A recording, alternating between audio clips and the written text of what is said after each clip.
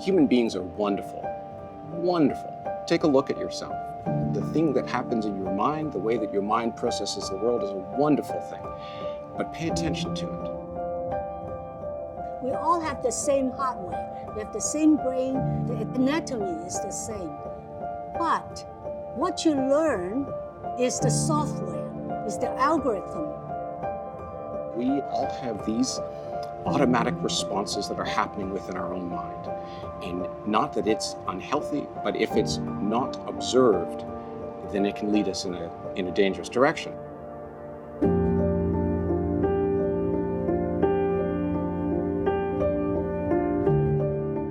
You are influenced by the media around you, your family, your friends, what you learn in school, from internet.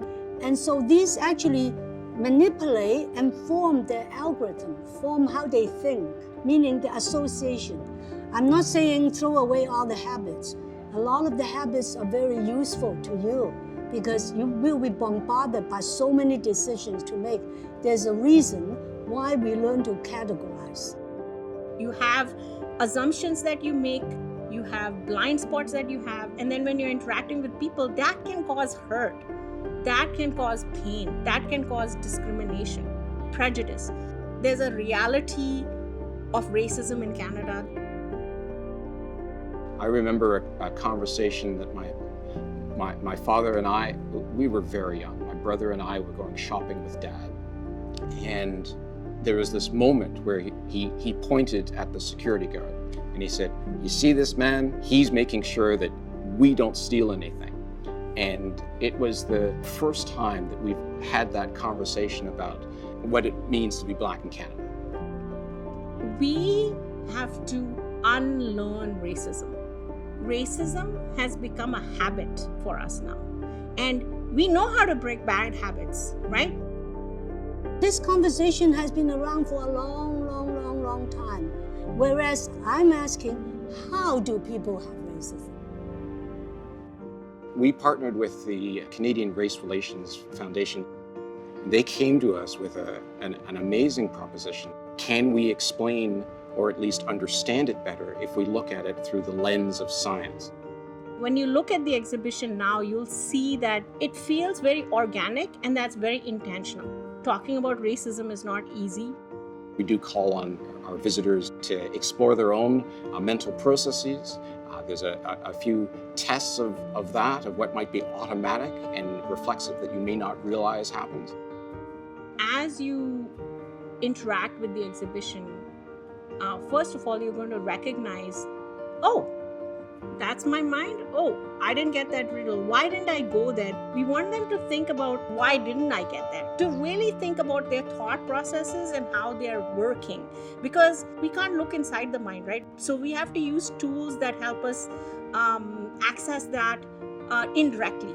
And so with the riddles, with the exhibits, with the Stroop test, where's your bias games, that's what we're trying to do. We've also gamified an opportunity to form teams. It's something that happens, this division of one side against another, which is at the root of racist thought. And so we've gamified that in a way to bring that out onto the surface in a playful way, in a non-threatening way, but so that we can see how quickly and easily we divide.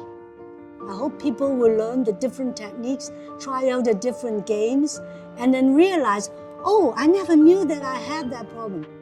There's a meditation exercise, there's a thought-provoking opportunity to share one's own thoughts. And so all of that is part of the physicality, the physical experience of the exhibition. One of the most effective things is actually that. I looked at all the information about what techniques can be used to break stereotypes. And one of the top ones was slowing down. When you do an action, slow down and think, why did I do that? Why did I behave this way with this person? I hope that people will take away respect for everybody, okay? Even for people who may have different ideas from you, you begin to understand how people can form their opinions. And not only that, but look into yourself. That's the most important thing. You respect others by also respecting yourself. How do I become what I am? So our hope is that it spurs conversation, it helps people look from another person's perspective, and with that vision, will that help us to get rid of racism in society? That's our hope, really, from a big picture perspective. Our actions impact and ripple out into the world.